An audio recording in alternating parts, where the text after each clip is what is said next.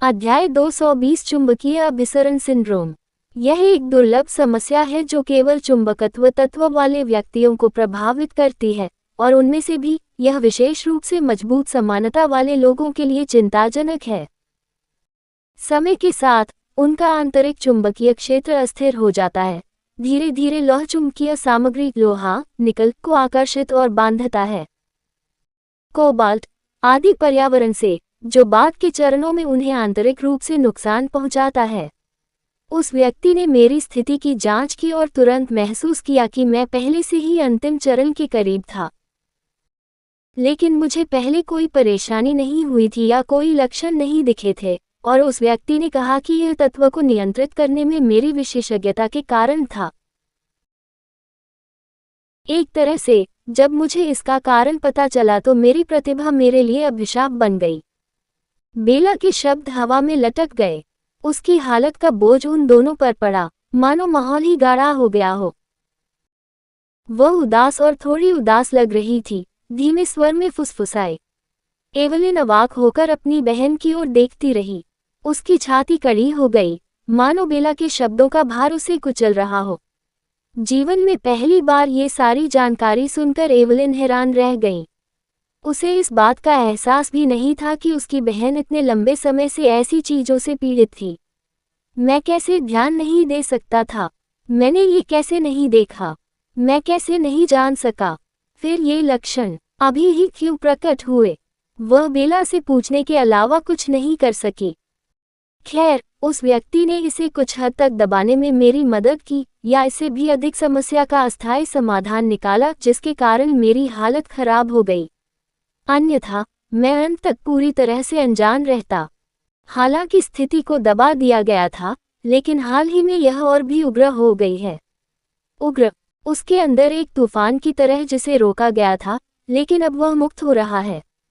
दीदी, अपनी बहन की परेशानी को महसूस करते हुए एवलिन ने अपने होंठ काटे। वह समझ नहीं पा रही थी कि उसकी बहन, जो आमतौर पर इतनी ऊर्जावान और हंसमुख रहती थी, अचानक खुद को कमरे में बंद क्यों कर लेती थी। मैंने तुम्हें पहले मरने के बारे में बात करते हुए सुना था। क्या ये सचमुच इतना गंभीर है? उसने पूछा। बेला ने सिर हिलाया और समझाया, आमतौर पर इस स्थिति में कुछ चरण होते हैं। जो लोग भाग्यशाली होते हैं, उनके लक्षण शुरुआती चरणों में जल्दी दिखाई देते हैं। इसमें आमतौर पर परिवेश को बाधित करना, व्यक्ति को धातुओं और मशीनरी को आकर्षित करना, दैनिक जीवन बनाना शामिल होता है। आप जानते हैं कि अगर बड़ी वस्तुएं उनकी ओर खींची जाएं तो ये दर्दनाक या खतरनाक भी हो सकता है। धातु के टुकड़े उनकी त्वचा में समा सकते हैं, जिससे चोट लग सकती है। लेकिन आप, एवलिन रुकी, उसका मतलब दिन की तरह स्पष्ट था। क्या मैंने तुम्हें नहीं बताया? बेला व्यंग्यपूर्वक मुस्कुराए। शिक्षक के अनुसार, मैं तत्व को नियंत्रित करने में इतनी कुशल थी कि मुझे कभी ऐसा अनुभव नहीं हुआ। ये सुनकर एवलिन का दिल दुख गया। बेला की प्रतिभा, जो कभी गर्व का स्रोत थी, ने उसे सबसे क्रूर तरीके से धोखा दिया था। बाद के चरणों के बारे में क्या? एवलिन ने पूछा। ठीक है, बाद के चरणों में शरीर का चुंबकीय क्षेत्र स्वयं अंगों के सामान्य कार्यों को प्रभावित करना शुरू कर देता है, विशेष रूप से हृदय, जो विद्युत संकेतों के माध्यम से संचालित होता है। बेला ने उत्तर दिया। हृदय विद्युत संकेतों का उपयोग करके कार्य करता है। इसका क्या मतलब है, बहन? क्या तुम्हारे शरीर में बिजली है? एवलिन भ्रमित हुए बिना नहीं रह सकी। ये स्वाभाविक था, चाहे वह कितनी भी प्रतिभाशाली क्यों न हो। वह अभी भी इतनी जटिल चीजों को समझने के लिए पर्याप्त परिपक्व नहीं थी। बेला ने सिर हिलाया। मैं भी बहुत कुछ नहीं जानता था। मैंने बस उस व्यक्ति से पूछा, और उन्होंने कुछ बातें समझाईं। जाहिर है, विद्युत संकेतों का मानव शरीर के संदर्भ में शाब्दिक बिजली से अलग अर्थ है।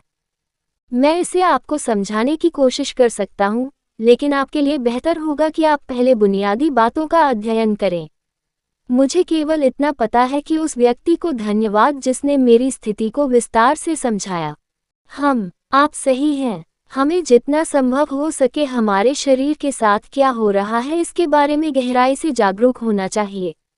बेला मुस्कुराए। तो यही सार है। यह अनियमित दिल की धड़कन, थकान और अंततः मौलिक व्यवधान के साथ जीवन घातक जटिलताओं का कारण बन सकता है। ये पहले से भी बदतर है, एवलिन ने खुद से कहा। उसे एहसास हुआ कि उसकी बहन की हालत कितनी गंभीर हो गई थी। बेला इस वक्त सचमुच जिंदगी और मौत के बीच झूल रही थी। हर शब्द के साथ एवलिन का दिल और भी उदास हो गया।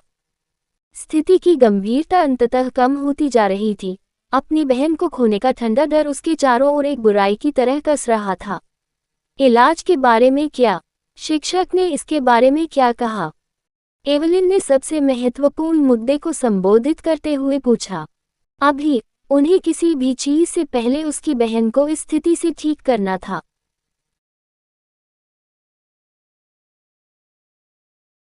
शिक्षक ने उस व्यक्ति से इस बारे में बात की और शुक्र है कि इसका एक समाधान भी है। लेकिन क्या? एवलिन ने अधीरता से पूछा। उसकी बहन इन विरामों से उसे चिंतित कर रही थी। प्रत्येक विराम एक अनंत काल की तरह महसूस होता था। प्रत्येक देरी निराशा के करीब एक कदम और बढ़ जाती थी। इलाज के लिए आवश्यक सामग्रियां आसानी से नहीं मिलती। ये कौन सी सामग्रियां हैं? ये कितनी दुर्लभ हो सकती हैं? एवलिन को आश्चर्य हुआ। 3 चीजें हैं। एक पोलारियम अयस्क जो अतिरिक्त चुंबकीय ऊर्जा को अवशोषित कर सकता है, जो मेरे आंतरिक क्षेत्र को स्थिर करने का काम करेगा। दूसरा, एक फ्लेक्सवेव हर्ब, एक पौधा जो केवल उतार चढ़ाव वाले चुंबकीय क्षेत्र वाले क्षेत्रों में उगता है। ये भीतर के चुंबकत्व को सुसंगत बना सकता है जब शरीर को औषधि में पीसा जाता है। बेला को हल्की खांसी हुई और एवलिन ने तुरंत उसके लिए पानी डाला। आराम से करो और मुझे धीरे धीरे बताओ। जल्दी करने की कोई जरूरत नहीं है, वो फुसफुसाए। ये ठीक है। पोलेरियम अयस्क हालांकि दुर्लभ है, फिर भी पहुंचा जा सकता है। शिक्षिका एलिसन पहले से ही अपने नेटवर्क के माध्यम से इसकी खोज कर रही है। ये पौधा शिफ्टिंग आयरन प्लेन्स में पाया जा सकता है, इसलिए इसे अभी भी कुछ मदद से पाया जा सकता है। लेकिन मुख्य मुद्दा तीसरी सामग्री है। जब एवलिन अपनी बहन की बात खत्म होने का इंतजार कर रही थी तो उसकी अभिव्यक्ति तनावपूर्ण हो गई। यह एक अशक्त जानवर का दिल है। यह एवलिन के चेहरे पर हैरानी के भाव थे। उसे समझ नहीं आया कि उसकी बहन क्या कह रही थी। बेला ने आह भरी। ये सभी प्रकार के चुंबकत्व के प्रति प्रतिरोधक क्षमता वाला एक पौराणिक जानवर है। एक पौराणिक जानवर, हम उसे कैसे ढूंढेंगे? एवलिन स्तब्ध थी, लेकिन बेला ने उसे रोका। अगर किस्मत से हमें कोई मिल भी जाए, तो क्या संभावना है कि हम उसे वश में कर पाएंगे और उसका दिल हासिल कर पाएंगे? हम एक पौराणिक जानवर के बारे में बात कर रहे हैं, कुत्ते के बारे में नहीं। तो फिर हम क्या करने जा रहे हैं? एवलिन की आवाज़ हताशा में उठी। उसकी हताशा स्थिति की निराशा को प्रतिबिंबित कर रही थी। उसके हाथ मुट्ठियों में बंध गए, सामने असंभव कार्य के भार से कांप रहे थे। कहानी खत्म। अलविदा।